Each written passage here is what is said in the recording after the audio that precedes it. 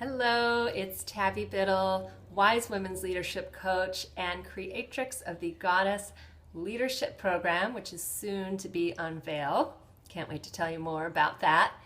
In the meanwhile, I want to talk to you today about why the goddess is important to your leadership.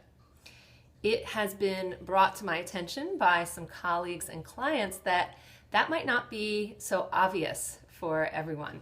So I thought I would dive into that with you today in the video. So where I want to start with this, the first thing I want to share is that we as a culture, as a society, have internalized God as male.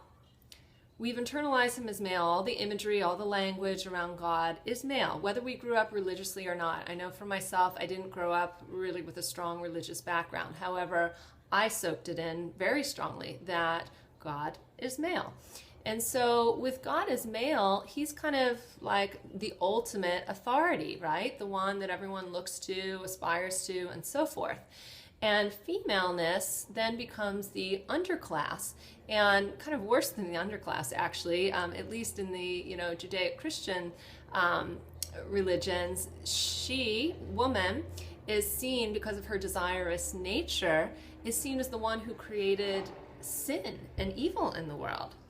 And so that's a pretty hard thing to shake off, right? That's something we're carrying around in our consciousness, in our bodies, and a lot worse. I mean, there's a lot of horrific stuff written about women and how women should be treated in these religious texts. So that's kind of first and foremost important to acknowledge here.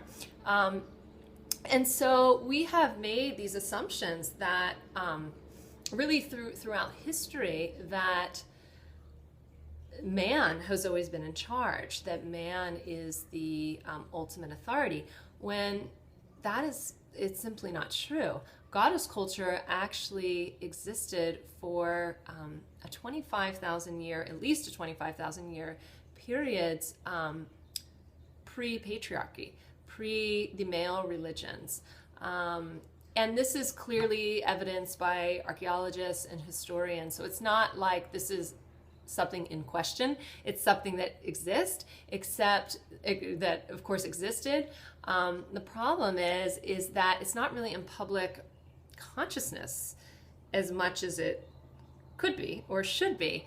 And some would say that actually the keepers of patriarchy worked very hard, very well to keep this kind of information, this large part of our human history, kind of under wraps, because if one really understood the power and the potency of woman, of goddess, of that time period of goddess culture and religion, that would really kind of throw a topsy-turvy on the male-oriented, male-dominated culture.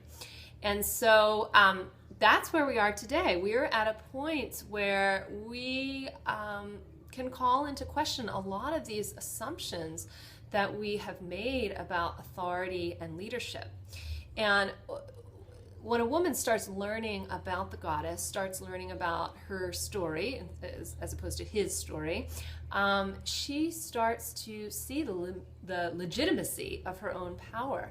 She begins to not only see, but understand and feel her own spiritual authority, her own political authority, her own economic authority, her own social authority, and what I find most important, her own wise woman authority, that inner voice, the one that we've always questioned and doubted and put like, is that really as valuable as the facts, the hard facts?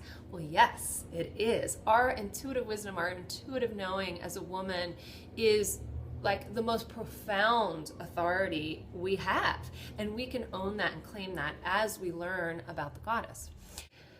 As you learn about the ancient goddess religion and cultures, you get to reevaluate all the information that has come through to you through patriarchal sources. And also begins to awaken in you some basic assumptions that you've made about leadership. It helps us call into question our entire social framework and all that we've come to believe because of it. And it gets us to understand our experience in a whole different way.